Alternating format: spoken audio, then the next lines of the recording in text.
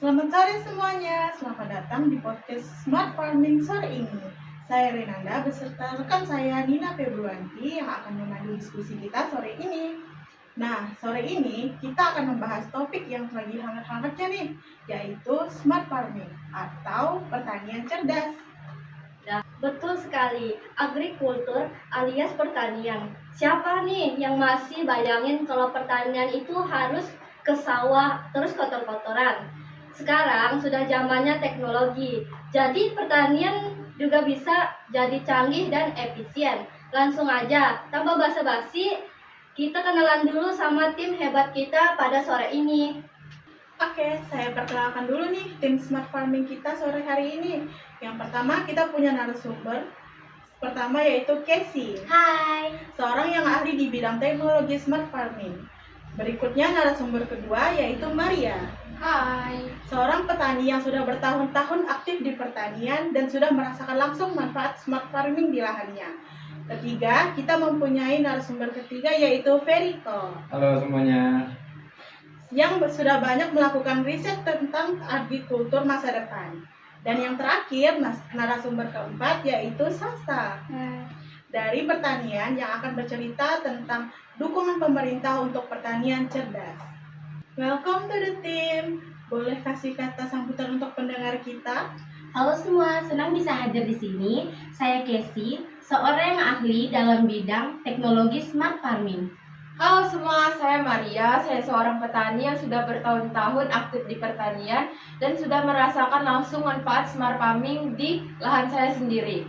Halo, saya Veriko. Saya adalah seseorang yang sudah melakukan banyak riset agrikultur di masa depan. Halo, saya Sasa. Saya di sini akan bercerita tentang pendukung pemerintah untuk pertanian cerdas.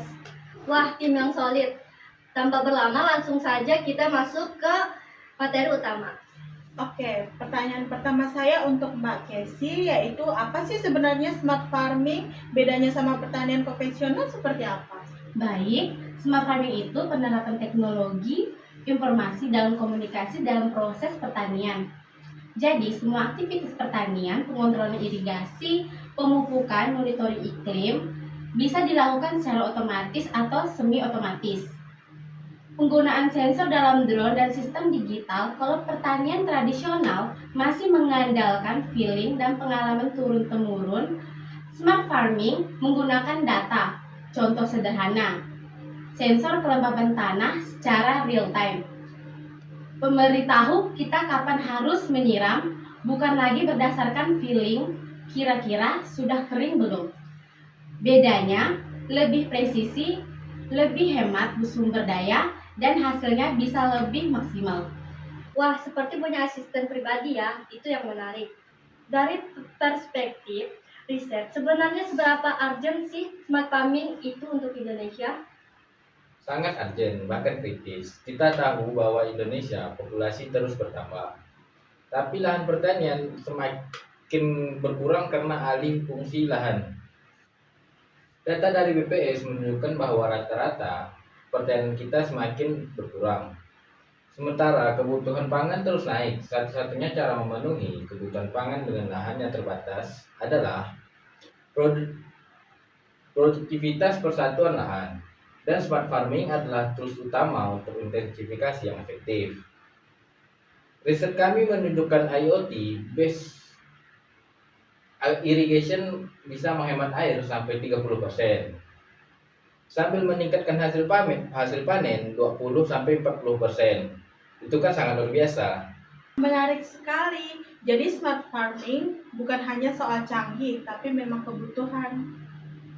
Nah, sekarang kita masuk ke bagian yang paling ditunggu. Teknologi apa saja yang digunakan dalam smart farming? Mbak Kesi bisa jelaskan jenis-jenis teknologi yang bisa digunakan? Baik, ada beberapa teknologi utama. Satu, IoT, Internet of Things, yaitu sensor-sensor yang dipasang di lahan untuk mengukur suhu, kelembapan, pH tanah, intensitas cahaya. Data ini dikirim ke cloud dan bisa diakses via smartphone. Yang kedua, drone. Baik drone mapping untuk memetakan lahan dari atas maupun drone sprayer untuk menyemprot pestisida atau pupuk secara presisi. Yang ketiga, AI dan Big Data. Analisis berbasis kecerdasan buatan untuk memprediksi penyakit tanaman, optimasi waktu tanam, dan forecast hasil panen.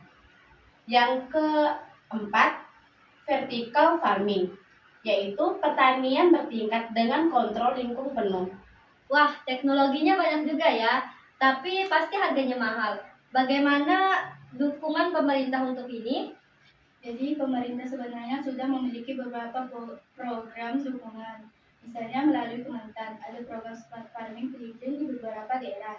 Kami juga sedang mengembangkan regulasi yang mendukung startup agri untuk masuk ke ekosistem pertanian. Untuk masalah harga, sekarang sudah banyak solusi dengan harga terjangkau. Misalnya, sensor IoT basic bisa dimulai dari jumlah jutaan rupiah saja, bukan miliar. Kami juga mendorong kementerian dan kemitraan dengan startup untuk menyediakan teknologi yang aksesibel bagi petani. Jadi tidak harus rekayasa ya. Coba ada kisah sukses implementasi smart farming yang bisa di-share? Ada contoh menarik dari Sumawa. Para petani padi menggunakan aplikasi mobile untuk monitoring serangan hama. Mereka bisa langsung mendeteksi dini dan mengurangi penggunaan pestisida sampai 40%. Contoh lain di daerah Sukadana. Penggunaan drone spray mengurangi biaya tenaga kerja spraying dari Rp500 per hektar jadi 150 per hektar. Itu penghematan yang luar biasa. Wah, ketemu nih solusinya. Buat yang sedang listen, ini bisa jadi referensi. Kita dengarkan langsung dari praktisnya. Coba ceritakan dong pengalaman Anda menggunakan smart farming.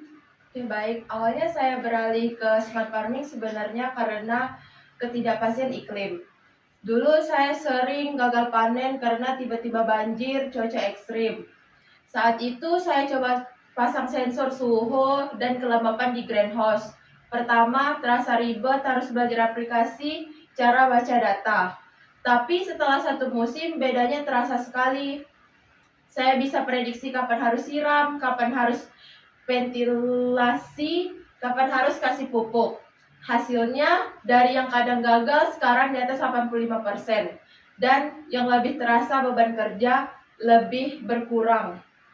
Sekarang saya bisa manage lahan dengan tenaga sama. Tantangannya utama awalnya adalah adaptasi. Petani yang sudah terbiasa dengan cara manual harus belajar teknologi baru. Ini proses. Tips dari saya, jangan langsung all in. Coba satu teknologi dulu. Kalau sudah merasa nyaman, baru ditambah ke teknologi lain. Terima kasih, ceritanya sangat inspiratif. Buat para petani yang masih ragu, ini buktinya double ya. Nah, untuk Mbak Kesi, apa ada komentar atau tambahan untuk apa yang dibagikan oleh Mbak Maria? Saya sangat setuju dengan yang dikatakan oleh Maria. Pendekatan step by step itu yang terbaik. Kadang petani merasa harus langsung punya teknologi lengkap. Padahal cukup mulai dari yang paling dibutuhkan. Misalnya, kalau masalahnya irigasi, mulai dari sensor kelembapan dulu. Setelah data mulai terkumpul dan terbiasa, baru implementasi teknologi tambahan. Ini mengurangi risiko dan membuat transisi lebih smooth. kita udah dengar banyak hal baik. Sekarang, apa nih tantangan terbesar smart farming di Indonesia? Kita mau realistis. Boleh dimulai, Mbak Sasa? Nah, tantangannya ada 3. 1. Digital literasi. Tidak semua petani nyaman dengan teknologi. Butuh edukasi dan pelatihan. 2. Infrastruktur konektivitas. Tidak semua daerah memiliki internet stabil untuk IoT. 3. Akses modal. Harga teknologi masih menjadi barrier bagi petani kecil, tapi pemerintah sedang bekerja sama dengan berbagai pihak untuk mengatasi ini. Wow, jujur dan realistis banget ya. Kalau begitu, solusi apa yang bisa ditawarkan Mas Periko? Baik, saya akan menjawab. Saya rasa kolaborasi adalah kunci. Pemerintah, akademisi, startup, dan petani harus bekerja sama. Akademisi bisa membantu riset yang relatif. Startup bisa membuat teknologi yang terjangkau. Pemerintah bisa memberikan insentif. Dan petani perlu terbuka untuk mencoba. Jangan lupa pendidikan dan pelatihan adalah investasi terpenting. Teknologi tanpa manusia yang mampu mengoperasikannya akan percuma. Wah, berarti kolaborasi adalah kunci ya. Iya, benar. Ngomong-ngomong, kita sudah hampir 20 menit ya. Terima kasih semuanya telah menemani diskusi kita sore ini. Sebelum kita tutup, saya mau tanya ke masing-masing dalam 1 kalimat pesan terakhir untuk para pendengar. Sedikit pesan dari saya, smart farming bukan lagi pilihan, tapi kebutuhan. Mulai yang dari kecil, jangan takut mencoba. Baik, ada sedikit pesan juga dari saya. Sebagai petani, saya sudah merasakan benefitnya. Coba dulu, pasti tidak akan menyesal. Kalau dari saya, riset kami membuktikan smart fishing bisa meningkatkan produktivitas secara signifikan. Ini saat yang tepat untuk bertransformasi. Nah, pesan dari saya, pemerintah mendukung sepenuhnya memanfaatkan program-program yang tersedia. Baik, pesan yang luar biasa. Sekali lagi, terima kasih untuk tim kita sore ini. Buat para pendengar, kalau ada pertanyaan atau ingin diskusi lebih lanjut, jangan ragu untuk menghubungi kami di kolom komentar atau sosial media. Jangan lupa like, subscribe, dan share podcast ini ke teman-teman yang lain. Sampai jumpa di episode selanjutnya, Pertanian Cerdas Indonesia Maju. Terima kasih, sampai jumpa.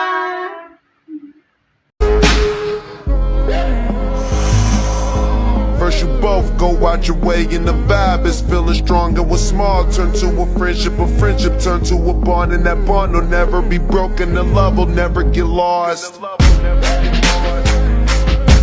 And when brotherhood come first, then the line will never be crossed. Established it on our own when that line had to be drawn, and that line is what we reach. So remember me when I'm gone.